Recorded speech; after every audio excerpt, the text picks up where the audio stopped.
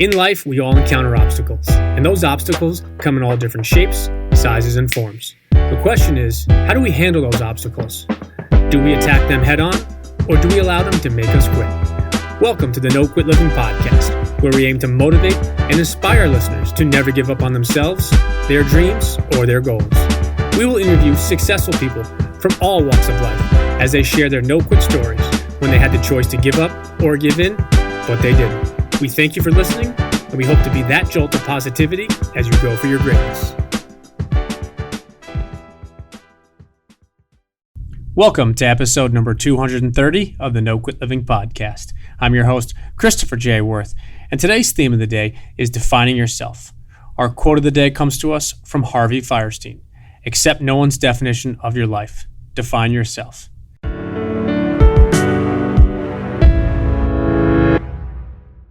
Today's episode is sponsored by Con. Your journey is your story. Con is a lifestyle jewelry brand that simply exists to embody your unique personal journey and remind you that no matter how difficult life can be, anything is possible. Be the dream, be the change with Con. Follow at ConLife, QAN, and support the mission at conlife.com, QANLIFE.com. It is an honor to bring you today's episode. I immediately enjoyed speaking to Marquina Iliev, and I had a feeling she was going to bring a lot to our show. While battling cancer, Marquina did things on her own terms, as she turned her chemotherapy sessions into rehearsals, fun times, and preparing for her air guitar competitions. She defined herself, and with her work, she's now helping other women that battled cancer both share and tell their stories. I hope you enjoy today's episode. Marquina, I'd like to welcome you to the No Quit Living podcast. Great. Thank you so much for having me, Chris. I'm honored for this opportunity. I appreciate it. So the first question we ask everybody is, are you ready to bring it today? Oh, heck yeah. I'm so ready to bring it. Awesome. I love how you said heck yeah. So you and I were talking offline, and I know you have a pretty interesting and amazing no-quit story of your own, and I would want to just ask if you wouldn't mind telling that to our listeners. Sure. So the no-quit story starts with, so 4 years ago, I was diagnosed with breast cancer. And it came at a time where we were trying to have a second child. And I was also at the same time trying to have a full-time career and, was a mom and a wife and was completely shocked by the fact that I found a lump in my right breast. And as that diagnosis happens and it stops your life in your tracks and you reevaluate everything. And I had to think about who am I and what am I doing moving forward? And at that moment in my life, so it's quite shocking when you have that diagnosis, but it does give you this opportunity to think beyond, really think about what you want to do. And so prior to that, and this is part of my story and also part of my no quit story, I have this really quirky hobby that I'm pretty open about. It's air guitar. I am a competitive air guitarist. But what I will say is I even did a TEDx talk about this. I had thought as I became a professional, I was a wife, mom, I really should retire that air guitar and it shouldn't necessarily be part of my life moving forward as I got older. But what happened was at my diagnosis, I go to my first treatment and you sit in your chemo chair and you have drugs pumped into your chest. And it's about 6 to 8 hours. And I was very bored and very anxious. And I was sitting there thinking, I've got to do something creative with this time. And so what I did is I started texting some of my friends, which happened to be the women of air guitar, because it's actually quite a large community across the United States and also the world. There are many countries that participate in air guitar competitions in the World Championship as well. And I essentially ended up in that first chemo getting donations for gowns and more wigs. In air guitar, you create characters and personas. So people have a lot of these like crazy clothes in their closets. And by my next chemo, which was a couple weeks later, I had brought 3 characters with me and I reimagined my chemo space. So I wasn't just going to chemo anymore. I decided to essentially have a photo shoot and I was going to keep it private. So I had our wedding photographer donated his time and a makeup artist friend of mine. They came to chemotherapy with me. And sometimes my friends and my husband and also would come and we would dress up and have a project. So instead of being sick all week, I was also creating something and it gave me a reason to talk to people and reach out to others. And I even talked to a couple of rocker friends who like took me in the underground of New York to look at wig shops, and it was really great in a sense that it gave me a reason to not be sad and to really like bring people into my space without just talking about my illness. So my no quit story starts with just finding that one thing that worked for me to get me through treatment. So that's the beginning of that, and it can go from there. But since then, I've been in remission for about 3 years, and that time that I've started volunteering for different nonprofits, and I do a young adult cancer camp, and I would hear a lot of stories. And for a living, I do book launches. And so as I would hear these stories, I started to do a project where I would interview survivors of different cancer types. And I thought I would give them the transcript of that interview, and I thought they would make their own memoir.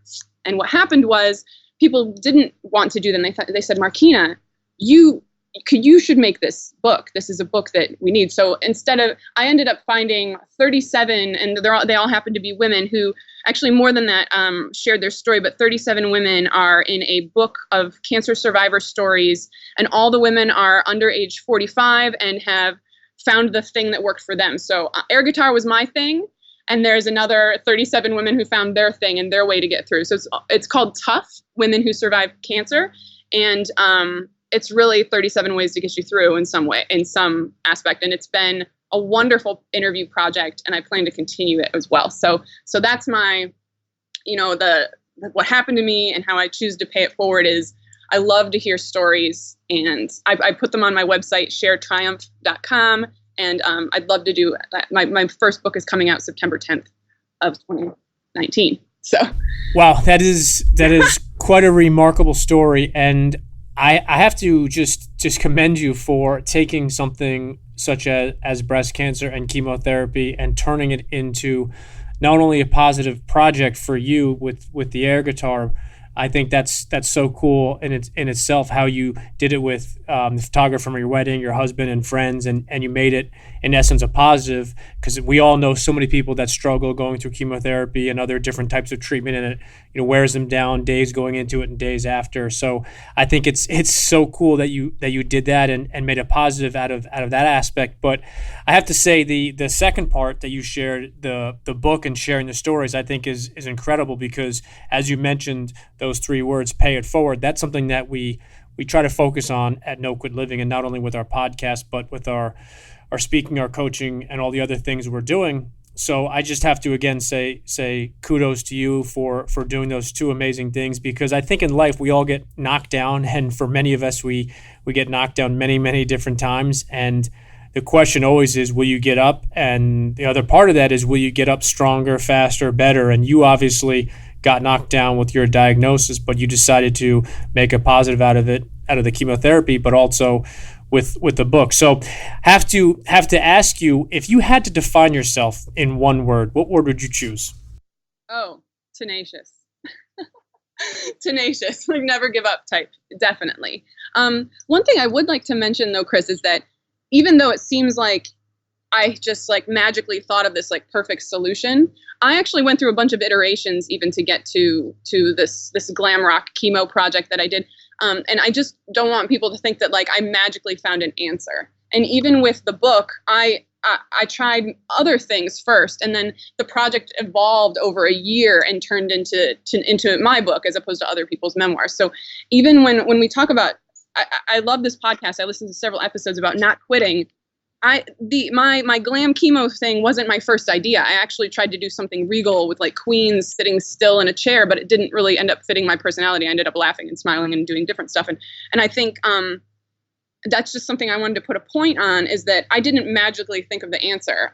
All of my projects, and even now what I'm doing has evolved from, I'll have one idea and then just kind of see where it takes me as I talk to more people about it. As well. So no, and I appreciate your candor with that, and I think that's the best part about some of the amazing people that I have the opportunity of not only connecting with but interviewing, is nothing happens overnight. And I think it's really special how you shared that it wasn't just this glamorous thing that you thought of over 30 seconds, but I think that's what makes all these stories and the people that I have the opportunity to connect with so important, because it's all about not quitting. And some stories are longer and more challenging than others, but the back part and the end of the story is that you went ahead and you decided to go ahead and do something about it. And I think that's really awesome. So one of the things we talk about quite often is the importance of a morning routine. And I was curious if you have a morning routine yourself that you swear by. Oh, that's a great question.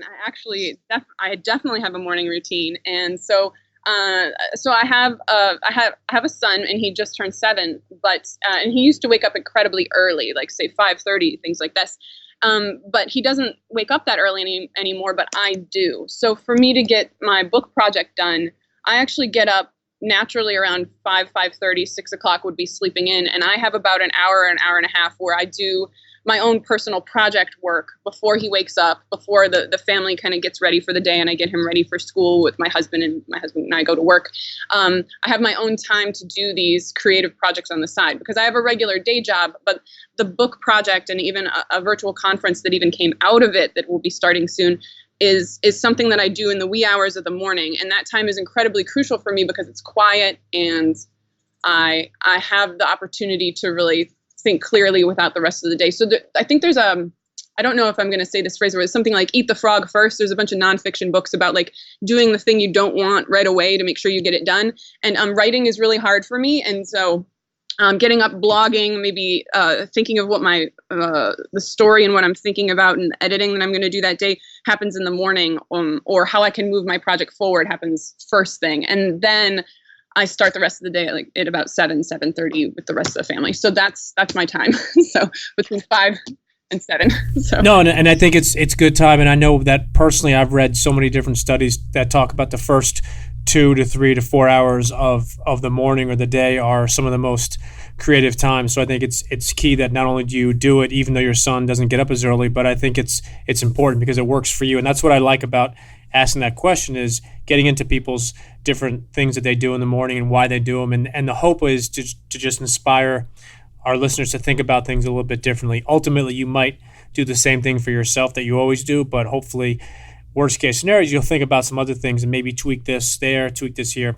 I was curious, what does success, or how do you personally define success? Oh, I love it. I like this question a lot. So because it's actually hard to define. So success for me is when I actually really get out of my comfort zone often. So for example, the interview project started and I was just going out and asking nonprofits and people to talk to. And then the book is, even though I do book launches, I went out of my comfort zone and tried many different avenues of what someone could do for a book launch to see where I could push. Because sometimes when you have services that you offer clients, you do some of the same things over and over again because it's your bread and butter and you know it. So for me, for even that book, I created a virtual conference where there are 37 stories in the book, and I interviewed people outside of that. There's an additional 48 people and interviews that I've done separately that are in a virtual conference that allows people to go deeper into aspects of the book, but also aspects around anxiety and fear and what it means, what survivorship means. And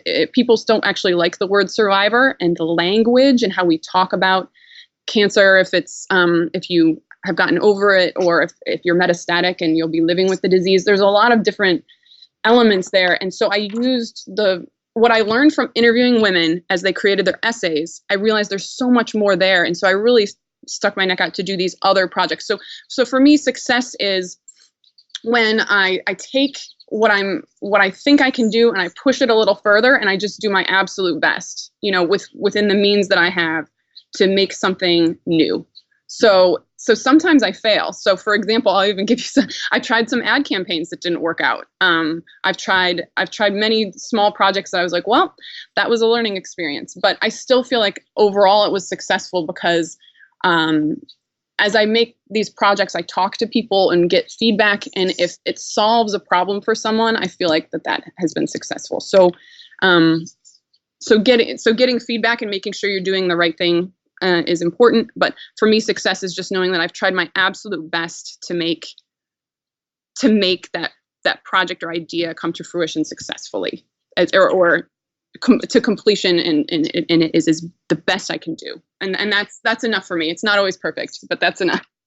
No, I think that's a great definition, and I love how you define the last part of it. It's just knowing that you tried your absolute best, and you touched earlier that sometimes you fail. And for me personally, I think this is something that I've taken from the show is I've had the opportunity to interview some incredible people and from all different walks of life, and so many of the ones that I have looked up to even before getting a chance to speak to, I always looked at as being, I don't know, in a sense of undefeated or incredibly successful. And then when you ask them these questions, you find out that it was actually their failures and their challenges and their obstacles that allowed them to become who they are and what they are. So I just loved how you touched upon the fact that you don't succeed all the time, but you keep going. And I think that's the whole gist of why we've had success with this show is everybody from all different walks of life, all different age groups, male, female, what have you. They've all struggled. They've all challenged.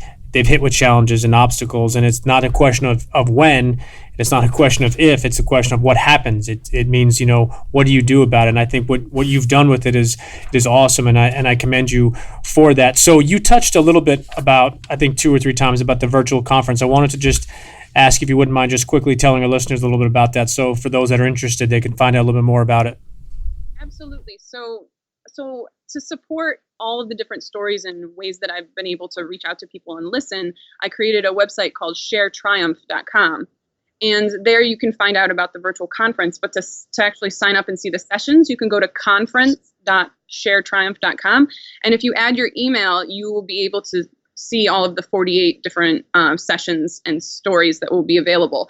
They actually go live August 5th, and after that, they'll be available to anyone. The conference isn't going to go away. It's just a free resource for anyone that wants to, from the comfort of their own home, delve into some of the issues that they have with either if they're newly diagnosed, if they're in remission, or if they're metastatic. There's something for I believe almost everyone of any different cancer type in that conference, and that was my goal. So there's some of the calls, for example, they complement each other, but in some ways a couple of them could contradict. For example, whether or not how you should speak about your diagnosis with your children. For example, there are 2 different women who have different perspectives, and there's no wrong answer. So in the book Tough Women Who Survived Cancer and in the Share Triumph virtual conference, I try to get enough perspectives in there so that people realize there's of course no one way, but whatever they're choosing is, they feel confident about their choice and it's what's right for them.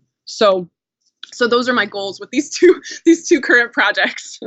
I think you don't have enough on your plate. I think you should add a few more things to your projects here. Yeah, I know.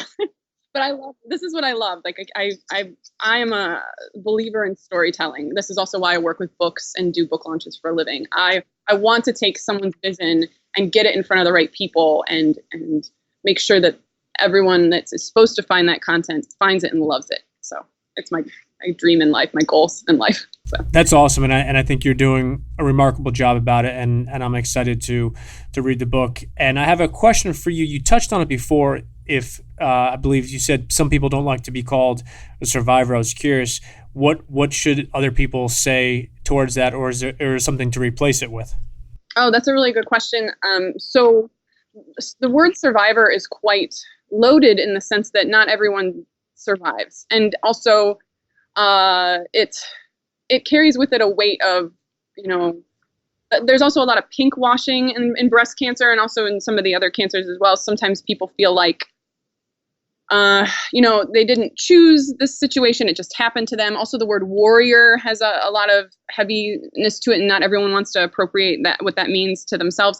So I think what the best advice I can give is that just ask the person where they're at and how they're feeling that day, and listen and see where they're at. And if you listen long enough, you'll have a better idea of what kind of where they're at mentally, because actually it shifts. So really it's the conference and what I would say about the language involved is just if someone's going through something, it doesn't just have to be cancer. It could be any kind of crisis. Listening and finding out where they're at that day is the most important thing to do. Also in the book Tough, every essay has these little breakouts that have best advice and worst advice. and or advice they would have given to their former self. And in those, you can see how some people wanted to hear they were strong. Some people couldn't stand it when someone said that they were strong because, man, they didn't feel strong that day. So it's an excellent question. And I would say the reason it's so excellent is because it's changing and movable. And it's something that people can continually work with someone on and see where they're at. No, and I appreciate you touching on that because I think it's important to get people's perspectives. And I think, like you said, is it's all about listening. And I think at different times, just I know friends who have gone, family members who have gone through cancer and other things. You're definitely 100% right. Is there are the days where I think those people that I was encountering felt like they were survivors. They felt like they were a warrior, but then there was also days they felt like they were losing or they felt weak. And I think it's important, like you said, to listen. And like you said, it's not just for people that are battling cancer. It's people from all walks of life. I think as a country and in a whole, we need to listen a lot more and really try to understand as opposed to always kind of dictate what we think or we think we know that the person's going through. Absolutely. Because, and one other thing I'll say is that I probably look totally fine and everyone can look a certain way, but inside we're struggling, so it's, you never know what that person that you're walking by is going through. And thank you for bringing that back up. Thanks, Chris. No, and I think what you just said is spot on. Is people from the outside look fine, and the reality is it doesn't have to be cancer. It could be something personal. It could be something with a family member, with a business, with a job. Inside, they could be absolutely crumbling, but on the exterior, they look normal. And I think that's the importance, and that's one of the things we talk about all the time with No Quit Living is do something today for somebody else and do it just because. And it could be something as simple as smiling at somebody, holding a door open, buying a stranger a cup of coffee. You have no idea what that small thing could actually do for them. And more importantly, we all have no idea what that person's going through. So I'm glad you really touched on that. I was curious if you could go back and give the 20-year-old version of yourself just one piece of advice, what it would be. If I could give one piece of advice to people with cancer or people in general? To yourself at the age of 20. To myself. Oh man, it's such a time of uncertainty and you can't really say that it's going to be okay at that time. I think I would have said, trust yourself. I would have said, just trust yourself a bit more because I was so paralyzed by fear. There were times I couldn't get up, and also seek professional help. And I had a therapist. I still will see a therapist if I'm going through something. And sometimes there's things. For example, I have a very loving family and husband and everything, but I had some dark things I didn't want to express to them. So I feel kind of bad admitting this, but I will. But I used to think like, oh, I'm good. I don't need therapy. But if you find someone, a good therapist, it really can do wonders. And also, especially if you're going to some dark places that, you don't necessarily want. I mean, I didn't necessarily need to go through everything with my husband over and over. He was struggling with his own, issues of watching me go through what I was going through. So, trust yourself and also seek help when needed, or even if you don't think you need it, seek it anyway. Reach out to people. Find one mentor, one person that you could talk to that's been through it. It's really helpful.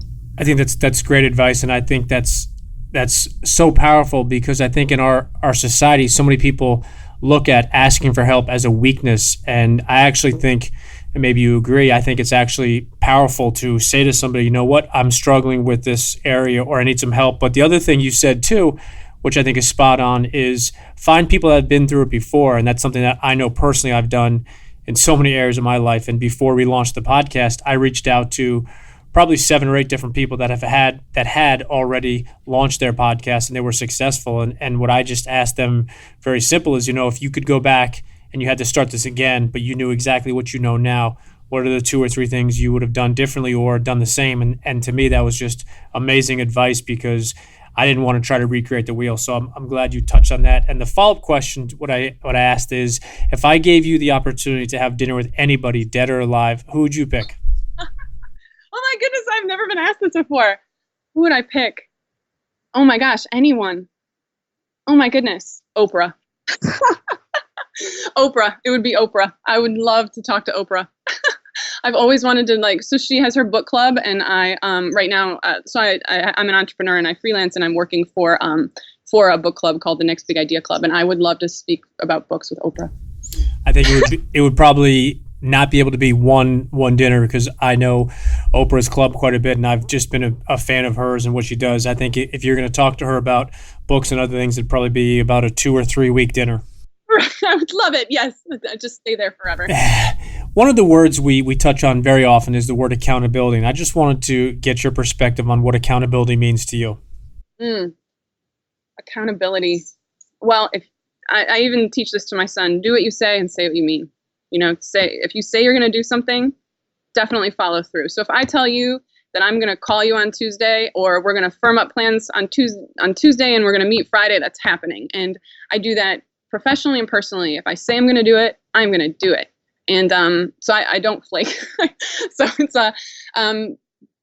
or if something comes up and you do need to not do something, just tell people as far enough in advance as possible. So accountability just means you're good to your word.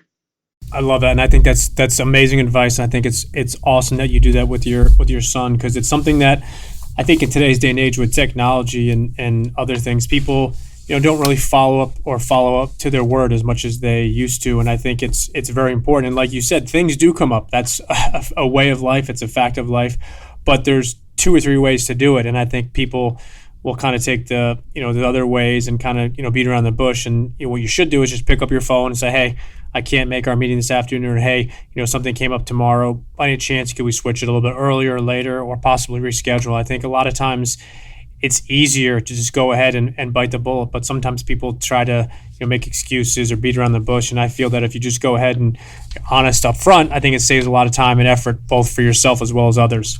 Yeah.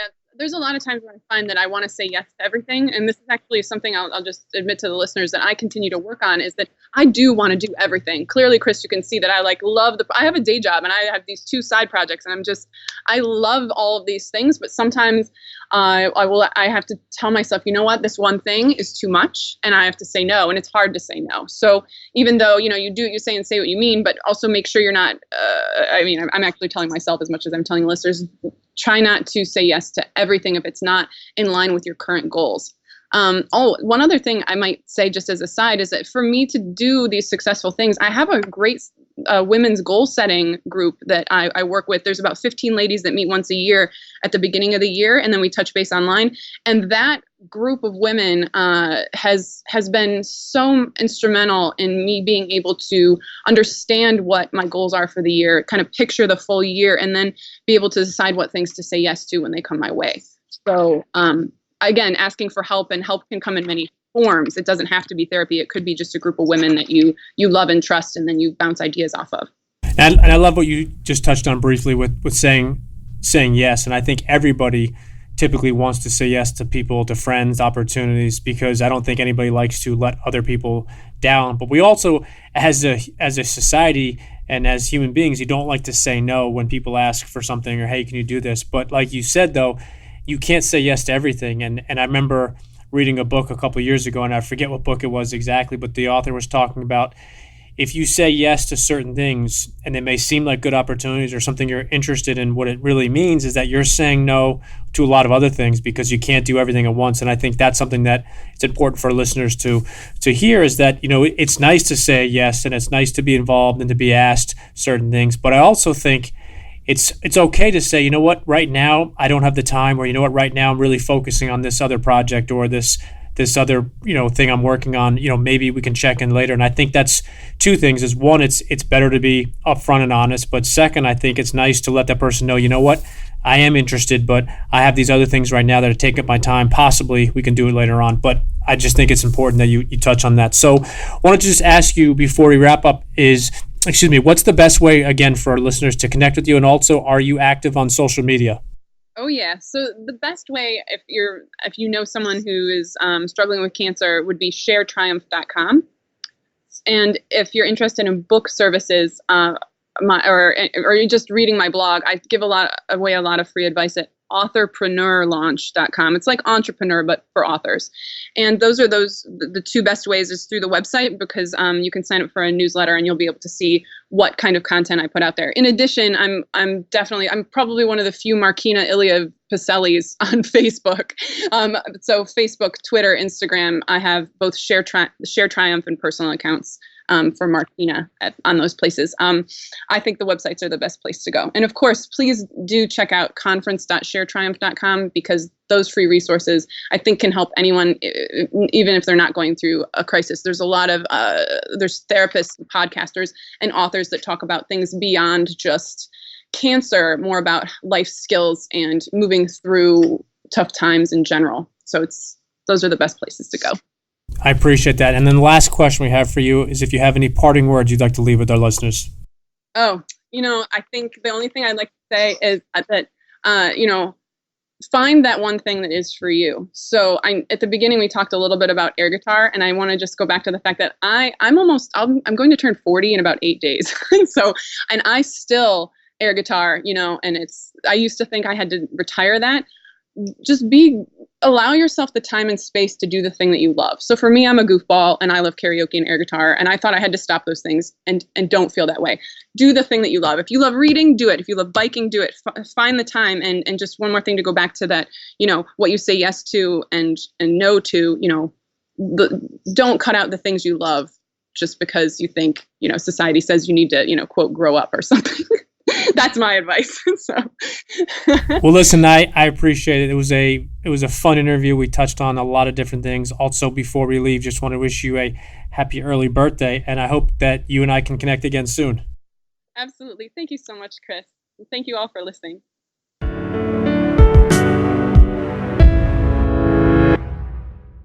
Today's episode is sponsored by the good people over at West Fair Communications, who publish the Westchester County Business Journal and the Fairfield County Business Journal. These newspapers do a wonderful job in covering all aspects of the business world within two of the most influential markets in the New York metropolitan area. You can also take advantage of their daily news feeds, which keep track on the companies and thought leaders in these important regions. For more information, take a look at www.westfaironline.com. Trust me, once you start reading, you won't quit. Thank you for listening to episode number 230. Marquina is quite an impressive woman, and it was an honor to have her on our show. She defines success as what she thinks she can do, and then pushing a little bit further and making sure she gave her absolute best. Marquina pressed upon the importance of listening to people who are battling cancer and hearing the words they want to use to describe their journey. Marquina spoke briefly about wanting to say yes to everything, but when you do, it means that ultimately you are saying no to other things. Marquina left us with some great parting words. She suggested that we find one thing that we love and we go do it. So what is your one thing? What is that one thing that you truly love? That one thing you have never tried but always wanted to? What is that one thing you would absolutely love to do for your career? As you go for your greatness today, never settle. Don't give, accept, or accept anything less than your best.